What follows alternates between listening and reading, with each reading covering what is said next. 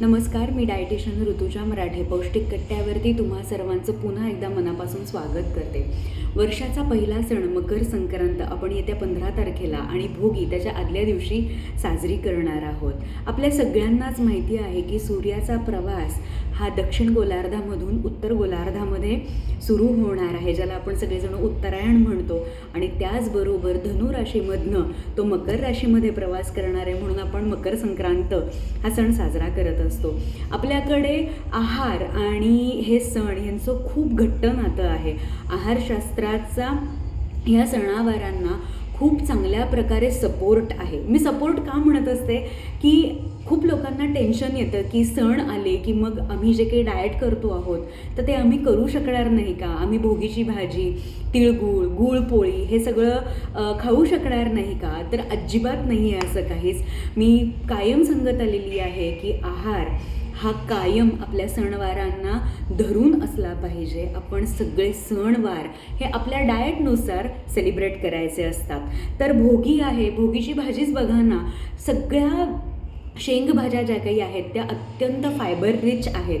आणि ज्या लोकांना आपल्या आहाराची काळजी आहे, जे कच्चे अन्नपदार्थ खात असतात की जेणेकरून फायबर पोटात जावेत, वजन आटोक्यात राहावं किंवा आपली डायजेस्टिव्ह सिस्टीम चांगली राहावी, ह्या सगळ्यासाठी जे आपण कट भाज्या खात असतो, ज्याला आपण सॅलड म्हणत असतो, ते खात असतो, तेच फक्त आपण आता भोगीच्या भाजीमध्ये एकत्र करून खाणार आहोत.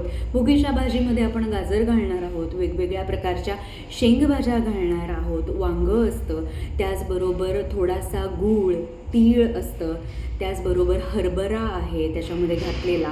सो ह्या सगळ्या गोष्टी ज्या काही आहेत त्या आपल्याला फायबर देणार आहेत आणि त्याचबरोबर त्या थोड्याशा वात प्रकृतीच्या आहेत. वात प्रकृतीच्या भाज्यांमध्ये जर तुम्ही थोडंसं गूळ आणि खोबरं घातलं तर त्याचा वात जो काही आहे तो कमी व्हायला तर मदत होते, परंतु त्याचबरोबर त्याची जी काही आहे न्यूट्रिशनल स्टेटस जे काही आहे, पोषक तत्व जी काही आहे ती वाढायला मदत देखील होत असते. तर मी तुम्हाला अपील करीन की ही भोगीची भाजी सगळ्यांनी नक्की करा आणि खा. त्याचबरोबर भोगीची भाजी आपल्याकडे बाजरीच्या भाकरीसोबत खाण्याची देखील खूप प्रथा आहे. सध्या हे वर्ष आपण मिलेट इयर म्हणून सेलिब्रेट करत आहोत. ऑलरेडी बऱ्याच लोकांनी अनेक मिलेट्स आपल्या डाएटमध्ये इन्क्लूड केले असतीलच, पण ह्या भोगीच्या भाजीसोबत ही बाजरीची भाकरी अत्यंत चवदार लागत असते.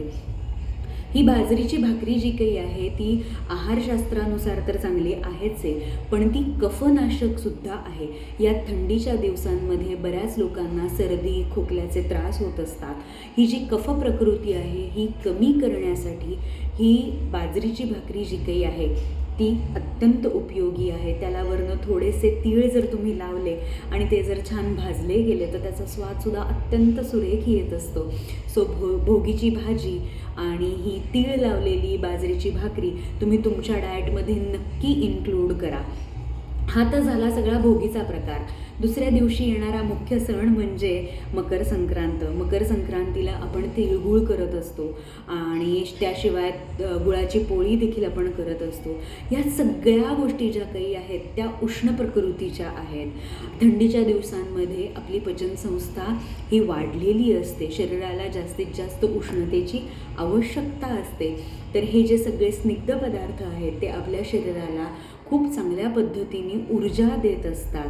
आपल्या दिनचर्येला लागणारी जी काही ऊर्जा आहे ती ऊर्जा आपल्याला ह्या सर्व पदार्थांमधनं मिळत असते.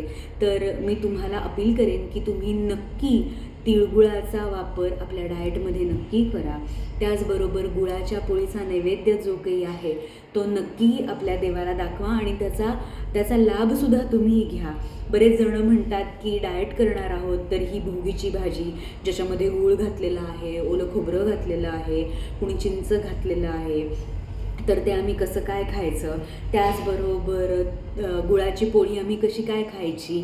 तर अजिबात काळजी करू नका. तुम्ही जर नियमित एक्सरसाइज करत असाल तर तुम्ही नक्की तुमच्या डाएटमध्ये या सगळ्या गोष्टींचा आवर्जून समावेश करा असं मी तुम्हाला अपील करीन.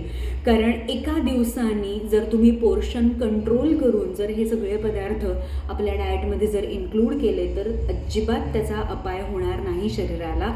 उलट हे दिवस आहेत, ह्या दिवसांमध्ये हे पदार्थ तुम्ही खाल्ले पाहिजेत. म्हणूनच निसर्गाने ते निर्माण केलेले आहेत आणि आहारशास्त्रांनी ते मान्य देखील केलेलं आहे की आपल्या शरीराला ह्या दिवसांमध्ये त्या पदार्थांची आवश्यकता आहे, तर ते तुम्ही तुमच्या डाएटमध्ये नक्की समावेश करा. आपलं आहारशास्त्र कायम आपल्याला हेच सांगत असतं की आजूबाजूला असलेले हे जे सगळे घटक पदार्थ आहेत ते आपण आपल्या डाएटमध्ये नक्की इन्क्लूड करायचे असतात.